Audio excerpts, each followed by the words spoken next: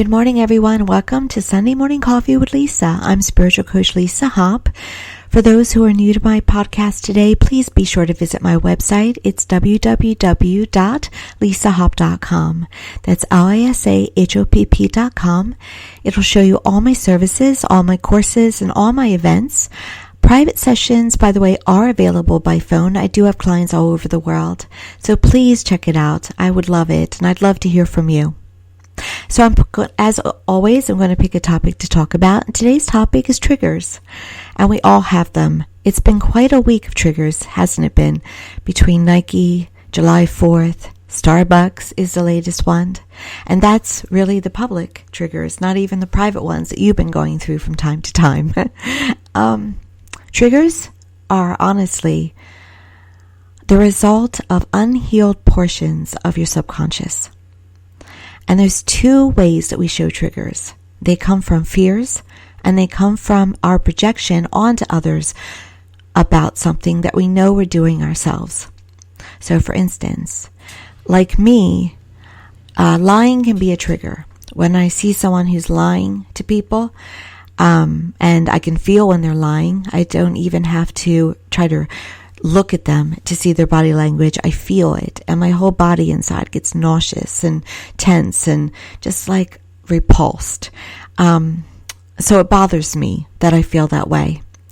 But another reason why I am triggered by lying is that there's been times in my own past where I lied myself. It was never when someone thought I was lying, and I didn't do it often, but It is something that I know that I've done. So it's kind of like, I guess, that saying, the pot calling the kettle black, so to speak. Now that was the past, and I don't any longer do that. I actually am bluntly honest, to be honest. If I were doing truth or dare, I'd go for the truth nowadays. I always say during my sessions, I'm not allowed to lie. I have to be honest. It's just not something I'm capable of anymore. But it is an unhealed portion of my past, and it actually started at a time when I wasn't lying. It was actually in my senior year of high school. I was telling a couple friends that I was getting a car. I was getting it handed down from a family member, and I was very excited about it. I'm gonna age myself right now. It was a yellow Nova 1972 mag wheels, 8-track, which was big at the time. And I was really thrilled about it. It was a really, it was a really cool car. And I remember one of my friends saying, "Oh, sure you are. You're lying about that." And I was very confused. I didn't understand why they thought I was lying. And to be honest, I remember I've even scanned over the years that time to see, did I lie at other times? Maybe there was a reputation. But I realized in my reviewing of that time and in the years that have gone by, that statement from that person, that friend, it had nothing to do with me. They were living a lie at that time, as was the other friend that spoke up and said, "You're lying." And so they were projecting onto me the lie that they were living about their own life. Now, I have no problem, by the way, with them doing that. Meaning I have no problem, absolutely. I'm not judging the fact that they were doing that regarding themselves at that time. I was more affected by the fact that they were accusing me of something that I wasn't doing. And so that's my problem, my situation to resolve within myself. And so what I do today to eliminate the trigger is that I just avoid liars. I just do. I just walk away from them. I turn off the TV. I'll put the volume on mute if the TV's on. I will maybe unfollow them on Facebook, or I'll even unfriend them. If it's a consistent liar, I'm just going to unfriend you. And so I've learned to cope with that, but it is something I am completely working on. But another aspect of my life that I completely resolved and healed the trigger was about my own profession. You see, I'm an intuitive life coach, and what that is that I really am a psychic who is a life coach as well.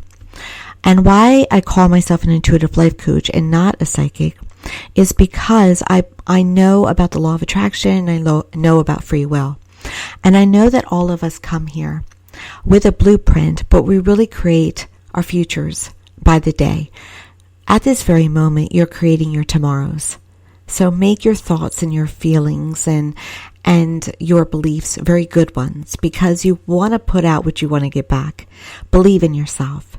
Think positive always. It's so essential. If you knew the power of your negative thoughts, and I'm quoting a bumper sticker right now, but it's true. If you knew the power of your negative thoughts, you would stop having them, because you're literally drawing them to you. So it is my mission to help people to understand that, to help them to understand the power to create their futures, their presents and their futures, as well as heal their past. That's all about my work. So when you come into a session with me, I'm going to tell you where your path currently is in every area: your career, life purpose, your relationship area, and your health. And then I'm going to go about, as much as I possibly can, planting the seeds for you to, in some way, if as long as it's possible to be resolved, and most of the time it is, to give yourself a greater path. And as I said, we have free will, so most of the time we can tweak our paths and make them even better than where they currently are. Open yourself up to abundance. I'll help you to do that. Open yourself up to a better relationship. Get ready for it. I'll help you to do that.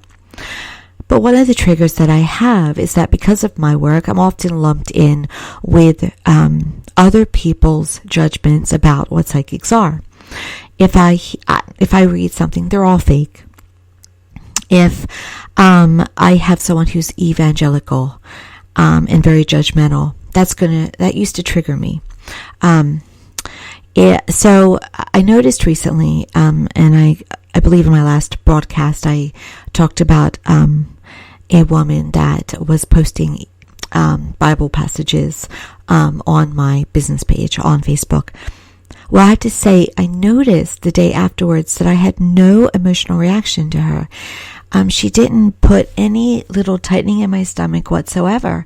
And I was so happy. Because that's something, I understand where it comes from, by the way. It comes from my childhood, where I was given a fear of God. And as I started my work, oh my gosh, you can have no idea of how many steps I took just to make sure I wasn't going to make God angry. And it went over years. Even after I started my work, I would check in and say, are you upset with me now? Are you angry with me? Have I taken it too far? It went on for years, and I was doing work, and then I would have a fear that my work that I wasn't doing my work good enough to please God. So either God was unhappy with me doing the work at all, or this energy was angry that I wasn't doing it well enough, that I wasn't serving well enough. And I would ask always, are you angry with me? No matter what. If a spirit guide or an angel came before me, I would say, have I done something wrong? Well, I've cleared that up.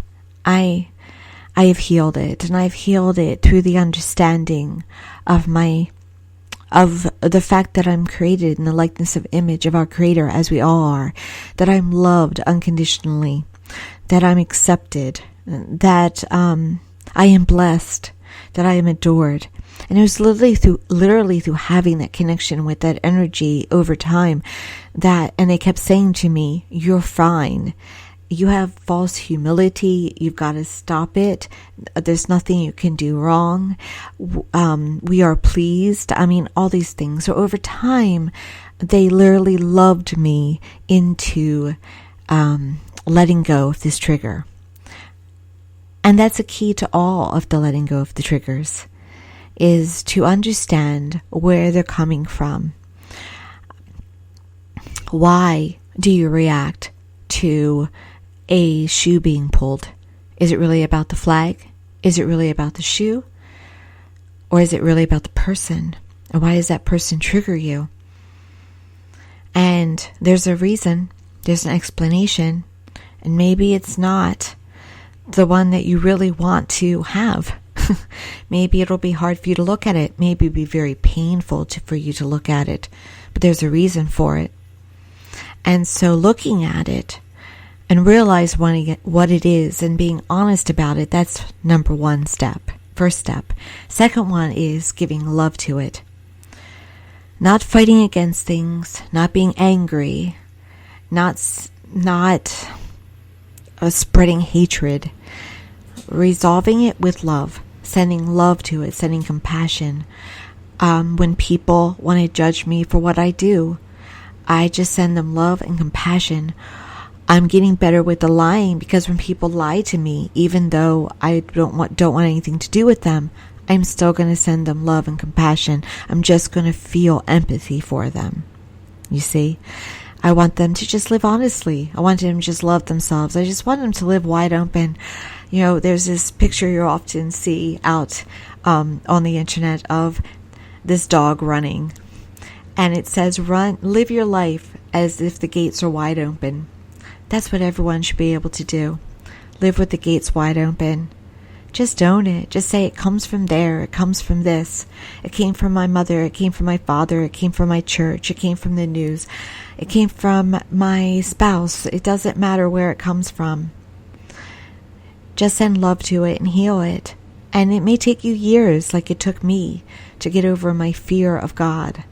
And to say with that, just in case you want to misinterpret what I just said about the fear of God, I love, with my knees on the ground, my Creator.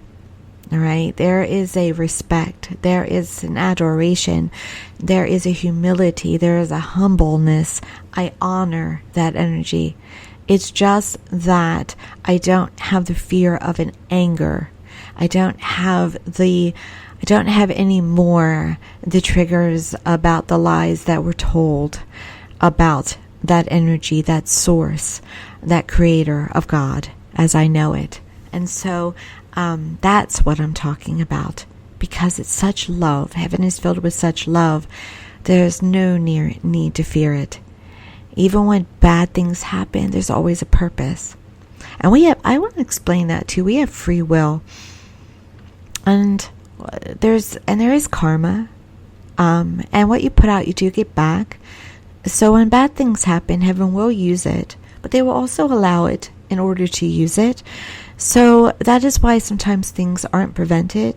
Well, that's why sometimes things happen, but that doesn't mean we should just say, oh, it's going to happen anyway, let me do it. No, we always want to put out what we want to get back. Live by the golden rule. It not only will make everything within you better, but it makes the world better as a whole. So that's really the way to achieve peace, is to have inner peace. The way to achieve love in this world is to achieve inner love. The way to achieve peace is not to form an army and fight every war that you can get invited to. That's what is not to happen. I just saw a post yesterday from someone who is supposed to be a light worker and just bless the war, bless the wars, you know. And yes, we can honor our military. They have a quality that is amazing. Amazing is not even the right word. To have the courage to risk your life to serve a higher cause, that should always be honored. But we do not have to be invited to every war. It will not gain peace. There has not been one war that has ultimately gained peace. And so it's just important to keep that in mind. What you have on the inside will project out to your outside. And then you will see it returned back to you like a boomerang. So this week, when you see yourself confronted by the triggers, if you please will consider loving yourself enough and honoring yourself enough to look at, where is this coming from? Why am I overreacting to a store in Arizona asking cops to leave? Why am I reacting at all when I don't even know the facts? I had an interaction with someone this week where I told them facts and I said, I don't care. I'm going to believe what I want to believe. That was a trigger. Why do you want to believe what you want to believe? Because you're too scared to believe otherwise. Because you're not ready for that change, for confronting where your reaction's truly coming from. I send you blessings. I send you love. I send you understanding. Because we've all been there. It's in some way to something, in some respect. So, it's something to truly, truly think about in order to bring yourself the greatest blessings and love that you possibly can bring to you. And please also understand, again, that when you are triggered and when you talk about it, you're really bringing negativity into you in such a powerful way that you're only harming yourself and potentially harming those that you love. So it's so important not to do that. I can't stress it enough. So maybe a lot of you hearing this podcast today are not ready to confront your triggers, but I hope in some way that I've planted a seed, that you will think about at some point in the future, when you are of the mind to think about it, when you do want to be in a place of pure peace and love and forgiveness and understanding.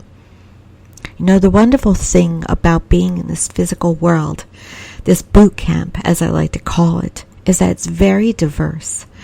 And everyone is living their own story. That's why we're here, to live our own story, to create our journey, to expand, to grow, to create, to learn love through hardship, to learn understanding through hardship, to acquire peace through war and hardship, to choose it, honestly, to make choices that's better.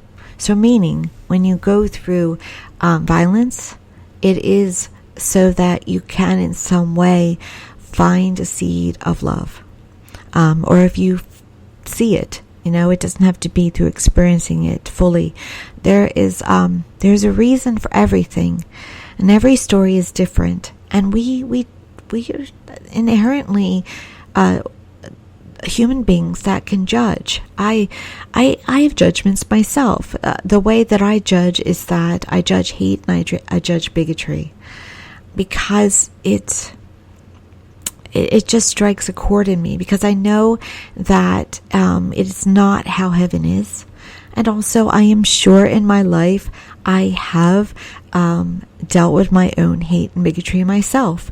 I've been surrounded by people who, I'm sure in some way I absorbed it.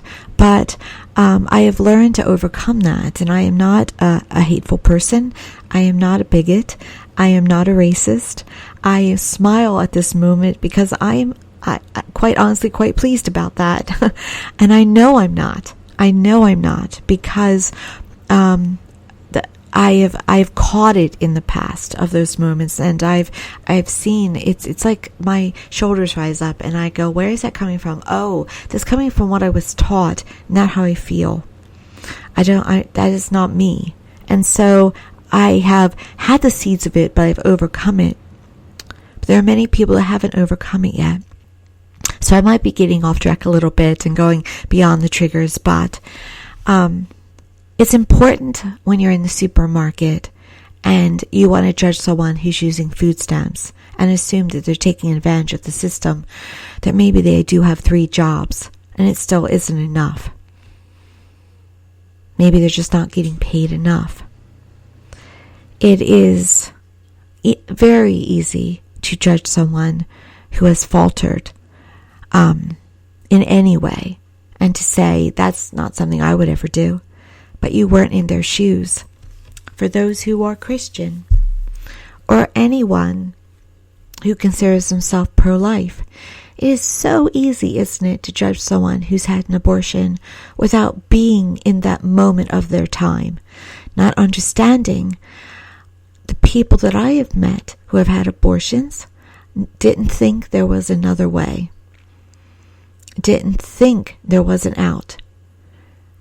So we are not in a place to understand, perhaps, or to, let's just say, when you're not in someone's shoes, it is impossible to understand. So instead of judgment, send love. Instead of hate, send understanding, or at least tolerance. Another word that people don't like. Oh, you're asking me to tolerate. I don't want to tolerate. Why? Did somebody in life not tolerate you? Be happy and want others to be happy. Send out what you truly want to have. Don't let someone who hates get to you. Don't let someone who judges get to you. Be who you truly wish to be. You are a project in the making. You are a work in progress. Overcome all these triggers. I promise you, your life will be for the better. It can only go up. There can only be blessings. You'll see it. You'll see the magic. You'll see people come up to you. You'll see people want to love you more. It can only be an upgrade. And you deserve it because you, no matter who you are a child of God. You are an ultimate gift to this universe. There is an energy that is proud of you, adores you, and loves you unconditionally. Give yourself some credit and be worthy of that love and that energy. Rise above your human self, because your human self is just of this world. It is not of the next. But you can enjoy the next world now if you would work on those triggers. And that's another thing that I'm going to leave you with today. We are transitioning into a 5D existence. 5D is fifth dimension. It means heaven is trying to come to earth. But it can't come to earth as long as there is hate, bigotry, judgment, lack of love. And so everything that you're seeing, everything that you've been seeing for decades is that energy coming to earth. In order for it to come to earth, everything that is darker has to be revealed. And it's been quite surprising along the way that who is revealing it, because a lot of the time it's who you'd least suspect. Who would have known that Bill Cosby was Bill Cosby, for instance? No judgment. I mean that, by the way. It's just that sometimes it comes from surprising places. I've seen it even this in recent times with people who call themselves light workers. I don't mind telling you that I recently unfriended someone who had literally 3 different Facebook pages, and the pages that were for the public, there was editing. Pages that were personal had hate and bigotry on them and propaganda.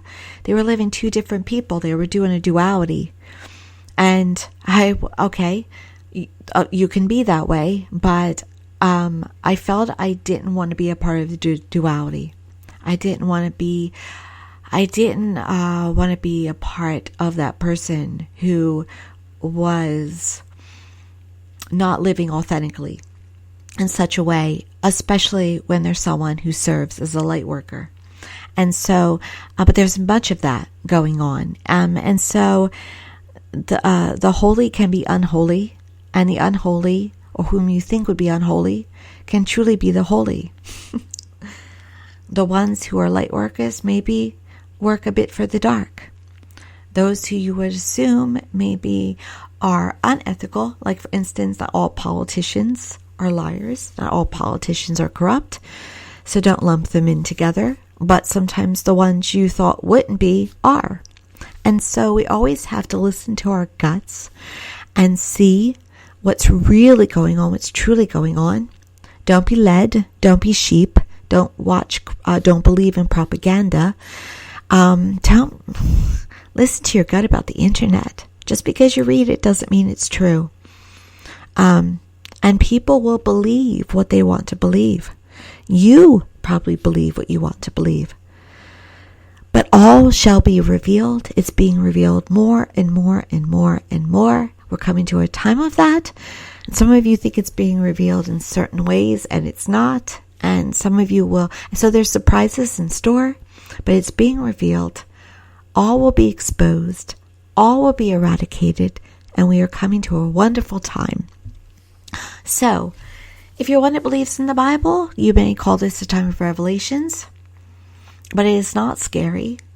It is just truth is being revealed. Truth is coming out. And truth always is revealed. It always comes out. So fasten your seatbelts and work on yourselves and love yourself if things get revealed about you, because it's part of the process. You have to release in order to be able to be a part of that new energy, which is peace, which is love, which is acceptance, which is adoration, which is just a time of wonder, of instant manifestation, which is why we understand about the law of attraction and manifestation and the importance of the I ams, affirmations, and instant manifestation, all of that. That's all a part of 5D energy coming to Earth, quantum physics, all of that. So there's a blessing here with the triggers in that it reveals what needs to be eradicated. So love yourself, eradicate your triggers, and get ready for the wonders. You deserve it. Thank you again for joining me today. I am not going to be coming to you with a new broadcast next Sunday because I am leaving tomorrow to go out of the country on vacation. It's a vacation I've been planning for 3 years. I'm very excited about it. I am going to a place that is, okay, maybe I'm boasting, but I'm going to a place that currently has 82-degree weather, low humidity, and is sunny, and it's the most beautiful place on the earth. And I am going to enjoy myself. I think I'm going to cry when I get there, to be honest, because I'll be so filled with joy. Here today, it's humid. We had tornado warnings yesterday, 2 of them here in New Jersey. I don't know how you guys in Kansas do it. Oklahoma, Texas. I always did like where I lived because everything was more milder. But because of that global warming going on, climate, we're getting things much more severe. And so it is more traumatic to live now as far as weather, but just take the precautions, people. Don't be scared. Ask for help. Ask for your angels and loved ones and spirit guides to be around you for protection, and anything that's meant to occur will occur, and we'll all get through this together. And so I'm leaving the humidity for the beautiful, and I look forward to being back with you in 2 weeks. And I wish you all a wonderful week, and just God bless. All right, and have a gorgeous, wonderful, beautiful, happy day. Thank you.